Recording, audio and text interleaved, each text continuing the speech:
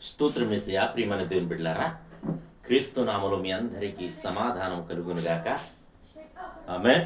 ప్రతి దినము దేవుని వాగ్దానం అనే ఆత్మీయ చక్కటి కార్యక్రమంలో మిమ్మల్ని ప్రేమపూర్వకంగా ఆహ్వానిస్తున్నాం. దేవుని బిడ్డలారా, ఎలా ఉన్నారు? బాగున్నారా? ఉదయాన్నే లేచారా? ప్రార్థన చేసుకున్నారా? కాసేపైనా మీరు దేవుని వాక్యాన్ని చదువుకున్నారా? మరి దినం విశ్రాంతి దినం మరి ఎంతమందికి జ్ఞాపకం ఉంది? ప్రతి ఒక్కరూ ఈ విశ్రాంతి దినాన్ని మరి పరిశుద్ధంగా ఆచరించాలని మరి దేవుడు మరి తన సంకల్పము చెప్పిన పిలువబడిన మనందరం కూడా ఆయన సన్నిధిలో ఆయన ఘనపరచాలని కోరుకుంటున్నాడో, మనం ఎవరైతే ఆయన ఘనపరుస్తాడో ప్రతి ఒక్కరిని ఆయన ఘనపరుస్తానని వాగ్దానం చేస్తున్నాడు కనుక ప్రతి ఒక్కరూ దేవుని సన్నిధికి రండి, మీ సంఘాలకు వెళ్ళండి, తద్వారా దేవుణ్ణి మహిమపరచండి, దేవుడి చేత దీవించబడండి. ప్రతి దినము దేవుని వాగ్దానం అని ఆత్మీయ చక్కటి కార్యక్రమంలో వాగ్దానాన్ని చదువుకుంది. నేను చదువుతున్నాను యోవేల్ గ్రంథము 2వ అధ్యాయము 32వ వచనం. యెహోవా సెలవిచ్చినట్టు సియోను కొండ మీదను యెరూషలేములోను తప్పించుకున్న వారందరూ శేషించిన వారిలో యెహోవా పిలుచువారు కనబడుతురు. ఆ దినమున యెహోవా నామమును బట్టి ఆయనకు ప్రార్థన చేయవారందరూ రక్షింపబడుదురు. దేవునికి స్తోత్రం. ప్రత్యేకమైన మాట ఏంటంటే, మరి కడవరి దినాలు వస్తున్నాయి, చెడ్డ దినాలు వస్తున్నాయి. మనం చూస్తున్నాం, యుద్ధాలు అక్కడక్కడ మొదలైపోయినాయి. ఇంచుమించు కొన్ని దేశాలు యుద్ధాలు జరుగుతూ ఉన్నాయి. అయితే ప్రజలు చనిపోతూ ఉన్నారు.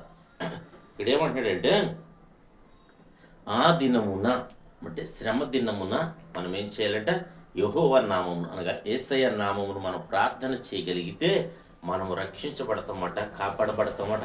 మరి ఈ వాగ్దానాన్ని మరి ఎంతమందికి మరి మరి హృదయాన్ని హత్తుకుందో నాకైతే తెలియదు, కానీ మరి ఈ నామాన్ని కలిగి ఉన్నందుకు నేను మరి చాలా సంతోషిస్తున్నాను. ఎందుకంటే దేవుని కాపుదల, దేవుని రక్షణ మరి మన కుటుంబాలకు ఉంటుందని నేను మీకు తెలియచేస్తున్నాను. ప్రియమైన దేవుని బిడ్డలారా, ప్రతి ఒక్కరూ యేసు ప్రభువుని కలిగి ఉండండి, యేసు ప్రభుతో నడవండి, యేసు ప్రభు నామాన ప్రార్థన చేయండి. ఏ సమస్య వచ్చినా పర్వాలేదు, శోధన వచ్చినా పర్వాలేదు, రక్షించబడతామన్న నిరీక్షణ కలిగి మీరు ముందుకు సాగాలని తెలియచేస్తూ దేవుడి మాటలు దీవించునుగాక.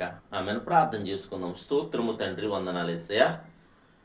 ప్రతి దినము దేవుని వాగ్దానం అని ఆత్మీయ చక్కటి కార్యక్రమంలో తండ్రి మీరు ఇస్తున్న వాగ్దానం బట్టి స్తోత్రాలు. ఎంతమంది ప్రజలు యూట్యూబ్ ద్వారా, షేర్ చాట్ ద్వారా, ఫేస్బుక్ ద్వారా ఈ రోడ్డు మార్గం వెళ్తూ చదువుతున్నారో తండ్రి, వారందరి జీవితాల్లో ప్రభా ఈ వాగ్దానాన్ని మీరు నెరవేర్చమని ప్రార్థిస్తున్నాను. నీ కృపను గ్రహించమని ప్రార్థిస్తున్నాను.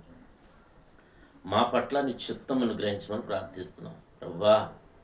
నాయన ఈ విశ్రాంతి దిన పరిశుద్ధంగా ప్రభా, నీ ప్రజలు ఎక్కడెక్కడైతే ఆరాధనలు జరుగుతున్నాయో ప్రతి చోట నీ మహిమ దిగి వచ్చినట్లు ఈ కృపను గ్రహించమని ప్రార్థిస్తున్నాను. ఇదేమో నీ బిడ్డలు చేయి ప్రయాణాల్లో, ప్రయత్నాల్లో, రాకపోకల్లో సమస్తంలో మీరు తోడండి. రోగులు ఎవరైనా ఉంటే స్వస్థపరచమని, అలాగే ఇదని ఎవరైతే మ్యారేజ్ డే పార్టీ జరిగిన బిడ్డలందరికీ క్షేమాన్ని, సమాధానాన్ని ఈ సంవత్సరం అంతా నీ దయకిరీటం నుంచి మీరే మహిమ పొందమని క్రీస్తు నామములో ప్రార్థన అడుగుచున్నాం పరమ తండ్రి, ఆమేన్. నేను నమ్ముతున్నాను. ప్రియమంది బిడ్డారా, ప్రభు మన అందరినీ బలపరిచిన విధానం బట్టి ఆయన స్తుతించండి, ఆయన ఘనపరచండి.